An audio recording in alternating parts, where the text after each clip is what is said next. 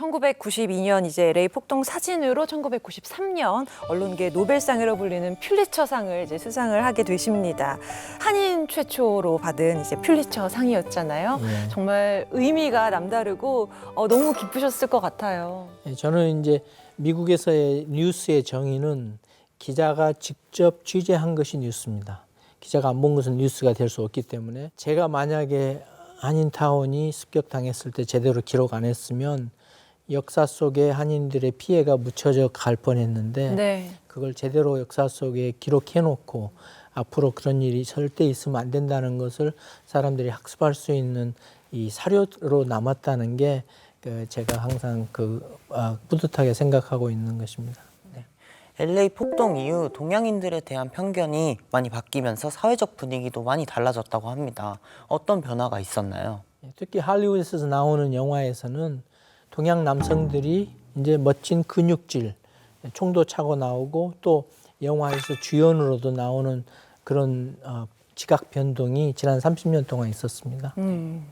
그런 사실 이미지, 고정된 고정관념이라는 게 한순간에 깨지는 것이 굉장히 어려운 거고 쌓여오는 건데 정말 선생님의 그 사진 한 장이 주는 힘이 그 편견을 깨는 힘을 가졌다고 해야 될까요? 네, 맞습니다. 어마어마한 힘을 가진 거예요. 예. 그런 평가를 받고 그간 이제 일해오신 그런 뿌듯함, 성취감도 분명히 있으셨을 것 같아요. 포토저널리즘은 언론의 얼굴입니다. 뉴스의 얼굴이고 우리가 뉴스를 눈 감고 생각하면은 사진으로 기억하기 때문에 그 임팩트가 있는 순간을 예측해가지고 잘 촬영한다는 것이 그것이 저희들이 하는 일입니다. 네. 네, 전 또 여기서 궁금한 게 하나 생겼는데요.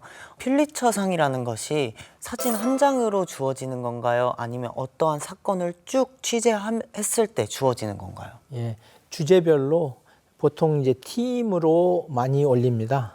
그래서 이제 우리 신문사 스태프가 팀으로 받고 팀으로 보통 하지 한 장으로 사진 마지막으로는 2008년도에 버마에서 지금은 미얀마라고 하는데 네. 일본계 비디오 저널리스트가 총 맞고 쓰러지는 모습을 촬영한 제 후배 기자가 촬영한 그 사진 한 장으로 마지막 사진 한 장으로 상을 받았고 네. 대부분의 경우에는 팀으로 합쳐가지고 상을 받습니다.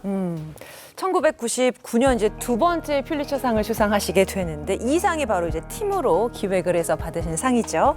클린턴 루인스키 스캔들.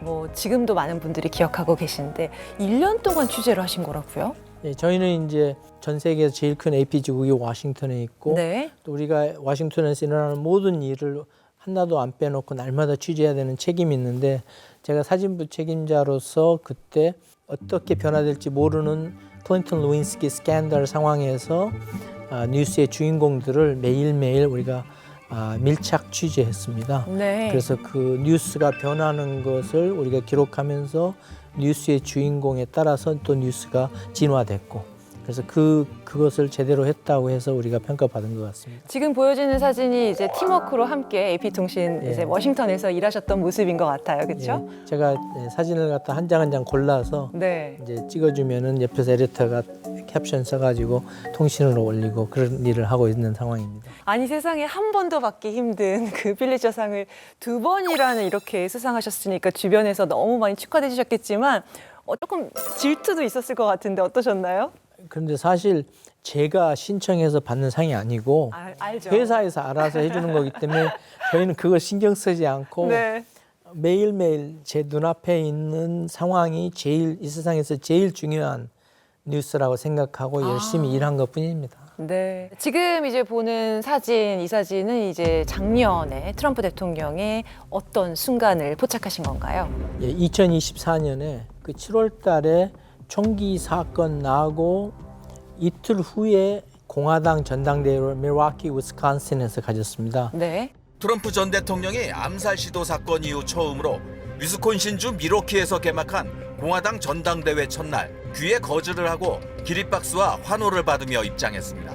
귀에다가 총 맞았다고 하는데 붕대만 붙이고 오신 거예요. 네. 그래서 깜짝 놀라서 자세히 보니까 상처가 그렇게 크지 않은 거예요.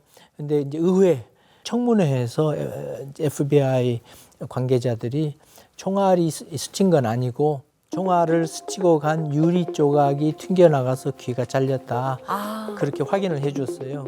그걸 제가 사진으로 확인한 거죠. 예, 대신에 저 상황에서 이 상처받은 미국의 모습을 저는 영구히 저렇게 기록한 것이고. 네. 1997년 이제 워싱턴으로 옮기셔서 미국 정치 그리고 또 민주주의 제도의 핵심 현장 뭐 직접 취재해 오시고 경험하셨습니다. 이와 비교해서 한국의 이제 민주주의를 어떻게 보셨는지, 어떻게 보고 계신지도 궁금하네요. 예, 저는 미국에서 그 대통령이 탄핵받았을 때 항상 이것을 법적으로 탄핵을 하는 게 아니라 정치적으로 탄핵을 합니다. 그래서 하원에서 435명이 투표 한 번 하고 네. 상원에서 100명의 의원들이 한 번 더 투표를 하는데 이게 정치적인 과정이기 때문에 상황에 따라서 예측을 할 수가 없는 결과가 나오는 거예요. 네. 그거에 비해서 한국은 이 탄핵 과정은 국회에서 시작하지만 그 결정을 법원에서 해준다는 게 오히려 미국보다 더 우월한 제도로 보입니다. 그래서 예, 민주제도를 미국에서 세계에서 가장 먼저 정착했다고 하지만 아시아에서 최초로 정착한 한국에서 오히려 1987년도 민주화를 거치면서 만든 헌법에 입각해서 엄청나게 앞서간 이 민주제도를 정착시킨 나라가 아닌가 생각됩니다. 네, 저곳이 이제 올해 그쵸 대선 전에 올해 상반기에 있었던 광화문 3월달에 광화문 앞에서 철야 집회를 하고 텐트에서 자면서 네. 대통령을 탄핵하자고 주장하시는 분들의 모습입니다. 저희 OBS에서 또 저희 방송에서 최초로 공개해 주시는 사진이라고 맞습니다. 들었습니다. 맞나요? 네, 아이고 영광입니다. 네, 저희가 우리나라의 그 시민들의 민주주의에 대한 열망을 또 이렇게 담아주신 사진을 함께 보고 있습니다. 네.